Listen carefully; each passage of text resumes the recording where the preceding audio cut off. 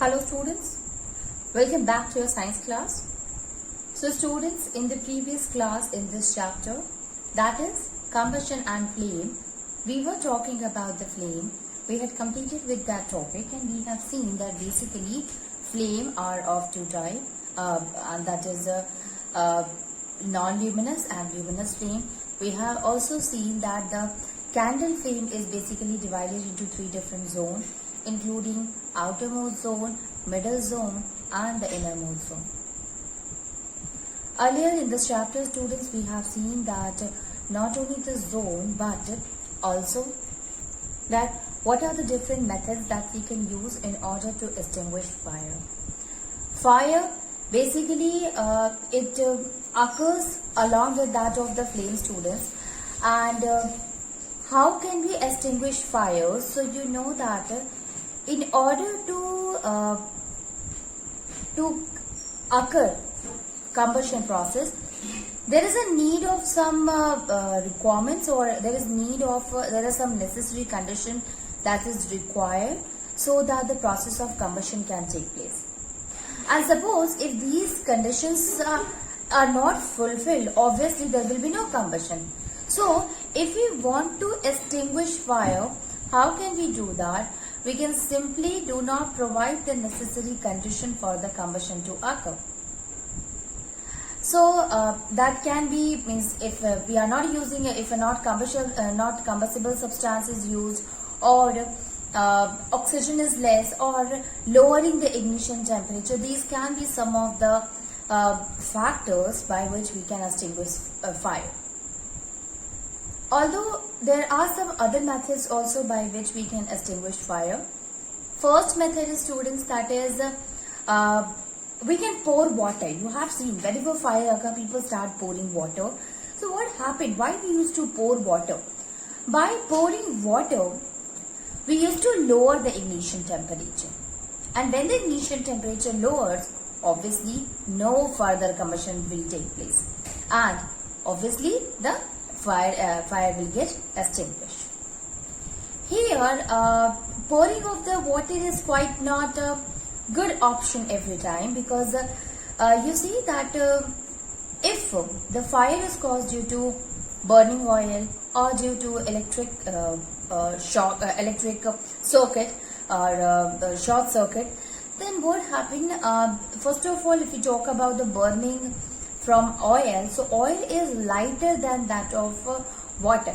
So ultimately it will start floating on the water and burning will continue. So this is how we cannot control the fire caused by burning of oil. Second one is the fire which is caused by electric or short circuit. Basically, water is a very good conductor of electricity. So what will happen? It will start flowing inside the water and ultimately it will give electric shock. So we can say that, okay, we can pour water, but we should remember the precaution also. Second one, by throwing sand on it. Obviously, when we throw sand, then it will form a layer over the fire, and this will help in cutting off the supply of oxygen. So further combustion do not take place. Finally, the better option is to use a fire extinguisher. Obviously, if these days soda acid fire extinguisher are used, and the role of the soda acid fire extinguisher, that it basically it is kept in a bottle. You will find the sodium bicarbonate and sulfuric acid is there, and when we use this fire extinguisher, both of them react to each other, and finally carbon dioxide, a foaming carbon dioxide, is released. So this carbon dioxide gas help in extinguishing fire. This is how we can extinguish fire.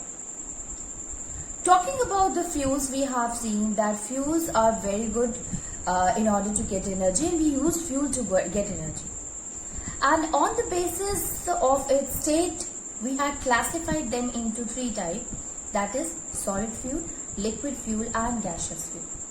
We have seen the solid fuel, students. Solid fuel, basically that fuel which is solid in at room temperature, So coal is there, cow dung cake is there, charcoal is there, coke is there, wood is there. These all are the fuel that we use to complete the combustion process, and they are solid in state. Basically, in case of a solid state, you will always find when you burn all them, you will get a residue which is left behind, ashes in the form of ash. Okay, so we can say that it will produces a residue also. There is a residue is left behind when we burn a solid fuel. In case of a liquid fuel, obviously the fuel which exists in a liquid state at room temperature is a liquid fuel. And it can be petrol, it can be kerosene, it can be diesel. And when we burn it, there is no such residues left behind because all the fuel will be used up. This is the liquid fuel. Talking about the next one, and that is gaseous fuel.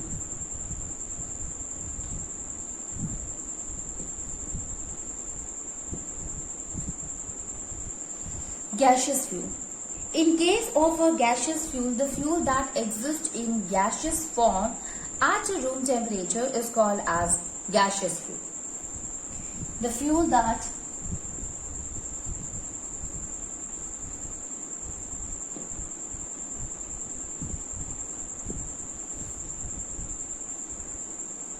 gaseous state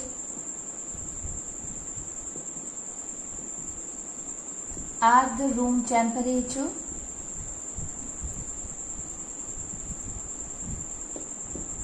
are called gaseous fuels. That is called as gaseous fuel. Lot of there students, the fuel that we use at our home, like LPG gas, liquefied petroleum gas, the fuel which is used as an alternative in the alternative for petrol, like that we use in our vehicles, compressed natural gas, CNG. So examples are LPG, liquefied petroleum gas, CNG, compressed natural gas, and natural gas also, students. You know that the natural gas is used for different purpose. PNG, that is the piped natural gas, which is used for use for cooking purpose. So these all are what? These all are the gaseous fuel. Question arises that is there any residue left behind in this process? No. So no residue is left behind in this gaseous fuel. So different types of a fuel we have seen, that is solid, liquid and gaseous fuel. Talking about the fuel is what? It must be efficient. Okay, so what is the efficiency of the fuel? Here, when we talking about the efficiency, students, actually, how can we say that a person or anything is efficient? Because when it do its work very well, obviously the work of the fuel is to produce energy. So if it is producing heat, that will be an efficient fuel. Okay, so amount of a heat on combustion produced by a fuel, that shows the efficiency of the fuel.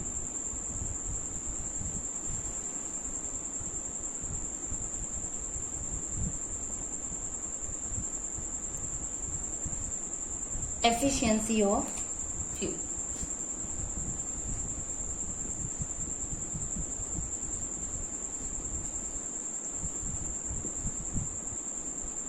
We can write here the first point in it, that is the amount of heat produced on combustion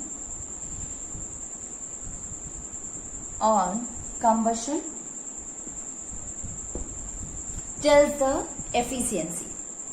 Okay, tells the efficiency of fuel. The amount of heat produced on combustion tells the efficiency of fuel, students. Now, basically, how can you judge the efficiency of a fuel? So, we can judge it with the help of a calorific value. Question arises, what do we understand by calorific value? So, let us write it that the efficiency of fuel is judged by the calorific value of the fuel.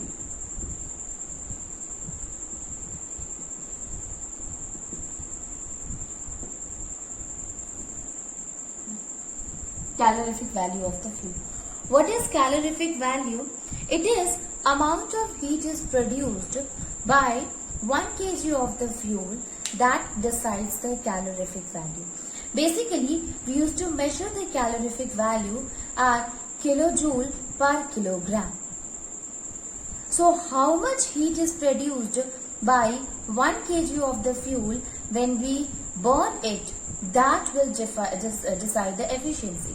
Now, suppose if when a substance is there producing a lot of a heat, if we have taken the 1 kg of that particular substance and the other one with the same mass, that is 1 kg, producing less amount, obviously the calorific value of the first one is higher than the second one. And which one is having? Whoever is having the more calorific value is considered to be a good fuel. Because why we are using fuel, student? We are using in order to get energy, in order to get heat. Fuel is there in when we burn it, produces heat. Larger the amount of a heat is produced by it, it will be much better fuel.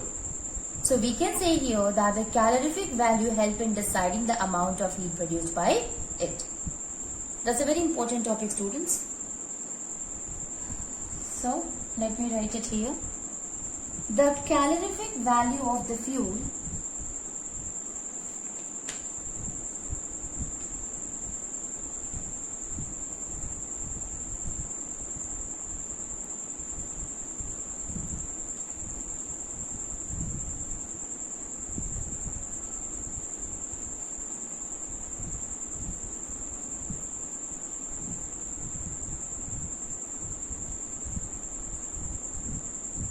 So,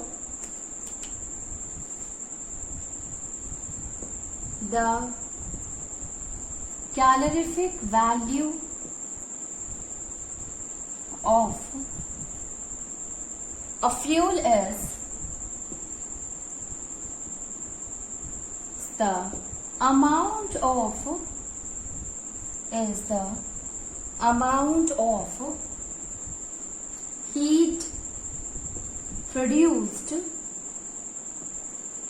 of heat produced, by complete combustion of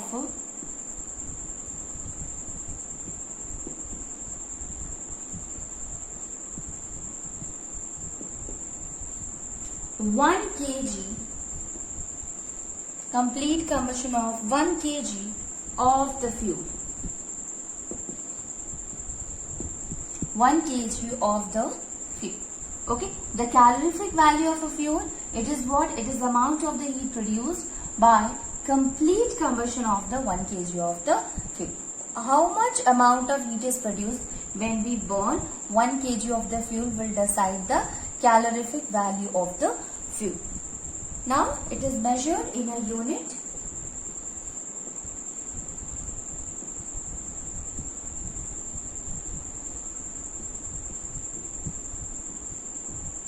It is measured in a unit called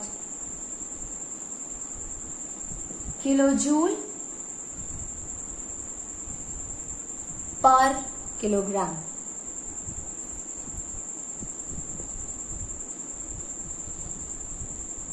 Kilojoule per kilogram. We can write here kg upon kg. Okay. So, this is how we can measure the calorific value. Let me write few of the calorific value here. So, by this we have understood here one thing, the more calorific value of a fuel is there, that will be considered to be a much better fuel. Obviously, calorific value help us in telling the amount of heat energy released by it. So, whoever calorific value is good, is better, the amount of heat produced by it is also more. So, a fuel which has a high calorific value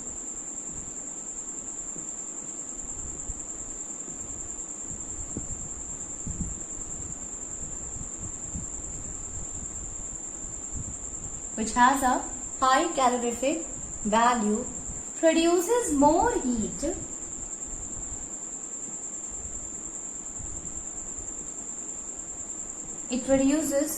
heat when burned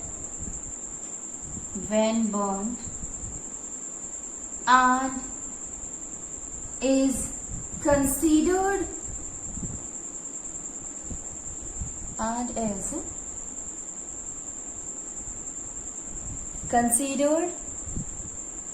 to be a better fuel. Considered to be a better fuel, lower comparatively to the fuel which is having the low calorific value here. Let me write few of the calorific value of the different fuel, students. That will help us to understand the different kind of a fuel with a different kind of a calorific value. Talking about the least calorific value of cow dung cake. So, cow dung cake which exists obviously in the solid state is solid, and the amount of a calorific value or the amount of a heat released by it, or the calorific value of cow dung cake is, it should be in 6,000 to 8,000 kilojoule per kilogram. 6,000 to 8,000 kilojoule per kilogram. Second one, like that, wood is there, coal is there, biogas,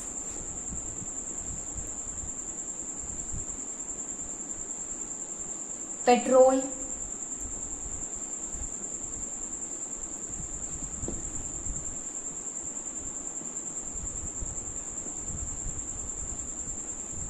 so wood calorific value is 17,000 to 22,000. Same thing, kilojoule per kilogram.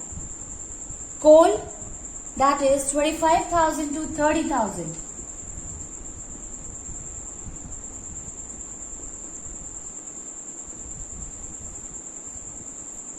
Biogas is 35,000 to 40,000.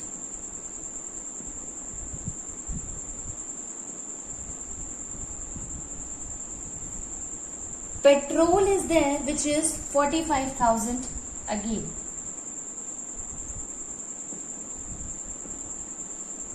Not only petrol, student, but kerosene also. Kerosene and diesel. So petrol, kerosene, diesel. These all are having the value of the calorific value is 45,000 kilojoule per kilogram. Then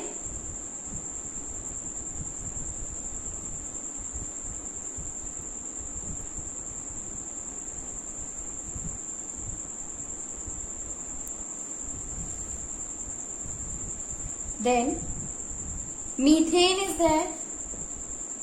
Methane is having 50,000 kilojoule per kilogram. Then CNG is there. That is also having the same, that is 50,000. After CNG, LPG. which we consider as a very clean and it is having very high calorific value. Absolutely, it is having 55,000 calorific value. And finally, hydrogen. Hydrogen is having 15. It is about 1,50,000 kilojoule per kilogram. The state is gaseous. Obviously, it is gaseous. This is also gaseous. Here, this one is also gaseous. Biogas is gaseous, students. Petrol, kerosene is in a liquid state. So this chart, or we can say this is actually telling the calorific value of a different substances, different fuels that we use. And in this one, we have understood here that the highest calorific value is of hydrogen, which is in a gaseous state. And so we can say here that since it is having the highest calorific value, so it will produce a highest amount of a heat energy, and ultimately this will be considered to be a better fuel than the other. It does not mean that the other are bad, but yes, absolutely, as compared to the hydrogen, other one is having the less value of a less calorific value, so they are not as much better as hydrogen. Okay, although we use LPG, we use methane, that is also having a high calorific value, students. So I hope you have understood here one thing, that the efficiency of a fuel can be decided with the help of the calorific value. Higher the calorific value of a fuel will tell that the fuel is more efficient since it produces a more amount of a heat. Okay. And obviously, if you talk about the LPG and hydrogen, it will release very less amount of a residue also. So that's why it is considered to be a very ideal fuel. That's why it is considered to be a very good fuel. Now, talking about an ideal fuel, how can we decide? Is while deciding the fuel that is the only having high calorific value is the basis of judging or basis of checking the better fuel or an ideal fuel? No. There are some criteria, there are some features an ideal fuel must have. On the basis of that, we can categorize them into an ideal or a non-ideal fuel. So let us see that what can be a characteristic of ideal fuel.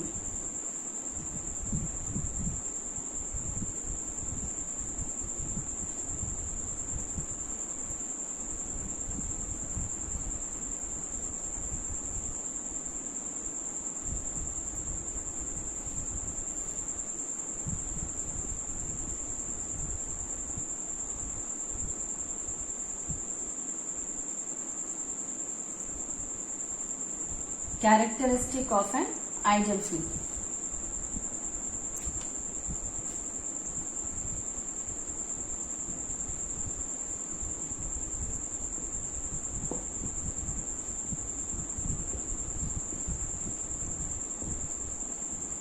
Characteristic of an ideal fuel.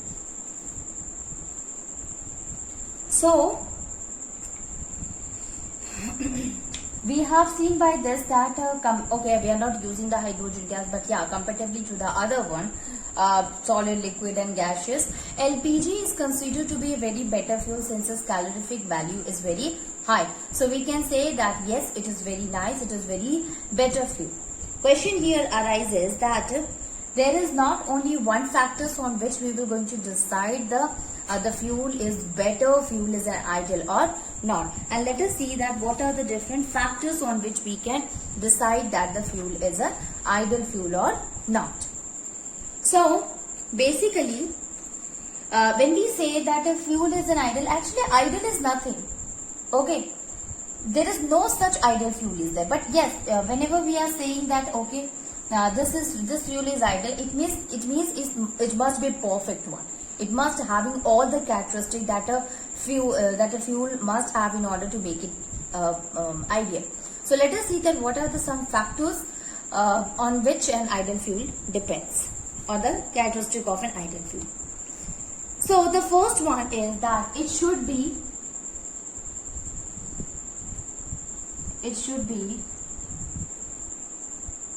economical and commercially available. Okay, and easily available.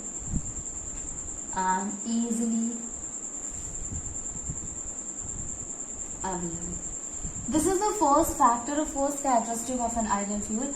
It should be economical and it should be easily available. It should not be very less present, but yes, it is very easily can be found. It can be easily available. Next characteristic is that is it should be safe to handle. It should be safe to handle. So it should be safe to handle, students. Store and transport. So we should use that kind of a fuel. Means ideal fuel is having another characteristic in which it is safe to handle, as well as we can store it, as well as we can carry it. So transportation is also easy in case of an ideal fuel. Next one is that is really very important, that it should cause less pollution. It should cause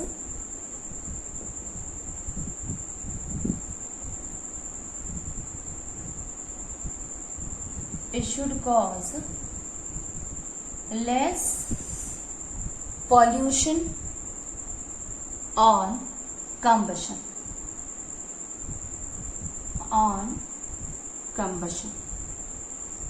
Obviously, student, we should use such kind of a fuel that produces less pollution when we heat it, when we make it to undergo the process of the combustion.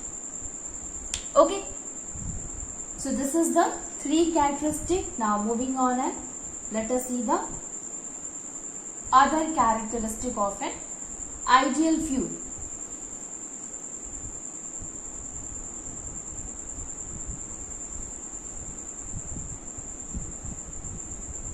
So next is that it should have moderate rate of combustion. It should have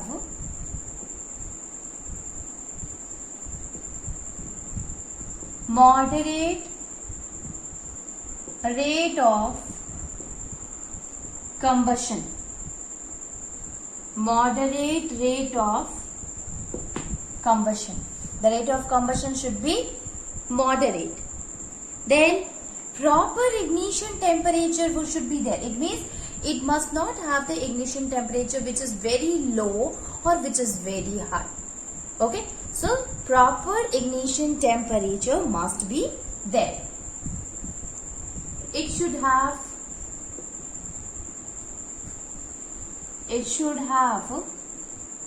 proper ignition temperature. Proper ignition temperature. It should have proper ignition temperature, neither too high,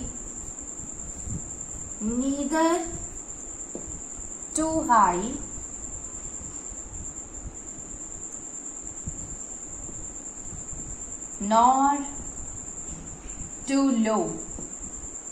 Neither too high nor too low. Must have a proper ignition temperature. Then the next one is, that is, it should not leave any residue after combustion. It should not leave any residue after combustion. Okay, after combustion. So we can say here that these are some of the characteristic of an ideal fuel, students, in which we have seen that it must fulfill some of the conditions, including having high calorific value, releasing a lot of amount of a heat on combustion, do not leave any kind of a residue, have proper ignition temperature, it should be less polluted, and a moderate rate of a combustion must be shown by them. So these are some of the characteristics which make a fuel an ideal fuel. Okay.